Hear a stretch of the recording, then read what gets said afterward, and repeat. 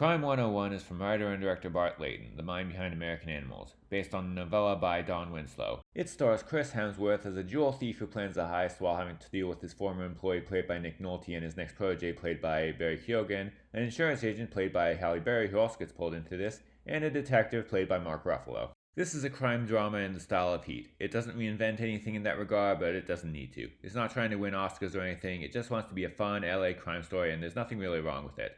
Or at least isn't generic enough for it to be a problem.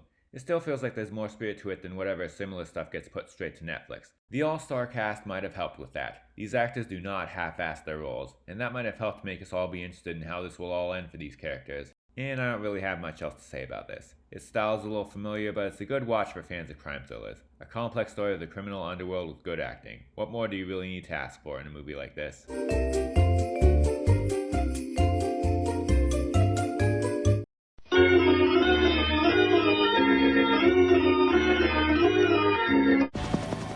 From The Godfather to Scent of a Woman. What do we got? From Raging Bull to Goodfellas. Assume they got our phones, assume they got our houses, assume they got us. Their performances have created a legacy of landmark films. I want full surveillance. That's 24 hours, round the clock. We never close, open 7 days a week. Now, for the first time, America's two most electrifying actors collide.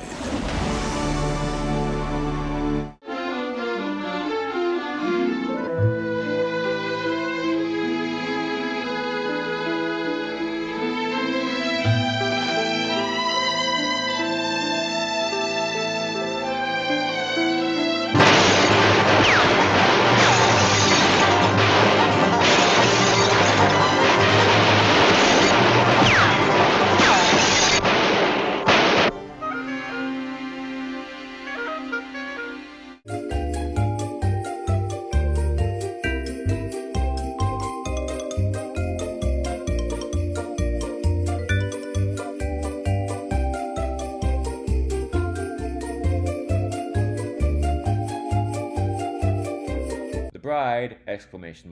Is the second film from runner and director Maggie Gyllenhaal after The Lost Daughter.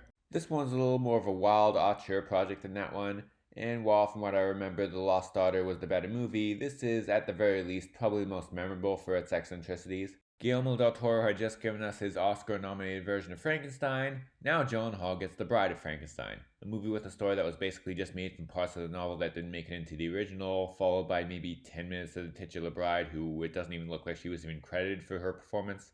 But that girl still became a horror icon because, against all odds, this seemingly cash grab movie was actually that good. Maybe even better than the original. And this reimagining does this icon justice, even if not all of it works as well as it should. It opens on kind of a low note with a try-hard scene of Mary Shelley dramatically talking to the camera about how she's writing this story that's allegedly scarier than her original classic. But this Mary Shelley's got attitude. She says the F word, and lets you know that if Frankenstein scared you, this one will make you scream, "Help!" The fact that was right at the beginning might have affected my judgment of the whole movie. When I first saw it, I gave it 2.5 stars on Letterboxd. Now I think I'll bump it up to 3 stars. Shelley comes up a few more times, but she's more tolerable after this.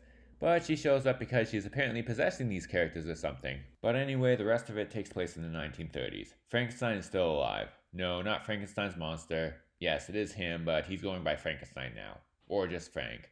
It's probably not that the filmmakers got it wrong, they just don't care, and if you do, then you're a nerd. Anyway, he's played by Christian Bale, and he goes to a different doctor asking for a bride, and she brings to life a woman played by Jessie Buckley, who was killed by the mob for not keeping her mouth shut while possessed by Mary Shelley, also played by Buckley.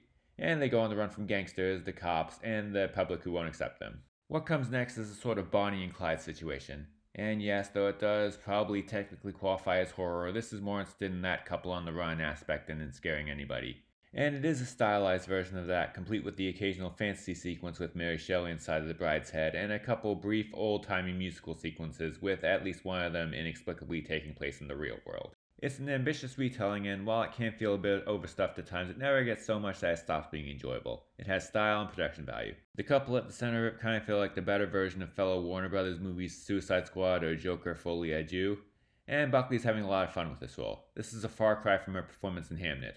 Wow, what a shocker, she's having more fun playing the Bride of Frankenstein than she was when she had to pretend her son was dying. And Bale's more restrained, but still dedicated and convincing. While this movie is nowhere near as good as Mary Shelley apparently thinks it is still a fun but flawed time at the movies. Some of its stylistic choices might miss, but as a whole, it's at least entertaining as a bizarre feminist gothic horror gangster story. A few weeks ago, I made a video reviewing as many films as I can on the most divisive section of the Letterboxd Year in Review. I don't know if this will be in that section next year, though it is apparently very divisive, but it probably earns that title more than most of the films I saw from this year's list. While those movies, with maybe some exceptions, got on there because they were more guilty pleasure things or catered to a certain fan base, this one takes some big, interesting swings that make it divisive in an interesting, artistic way despite being a purely commercial film. So that has to be worth something.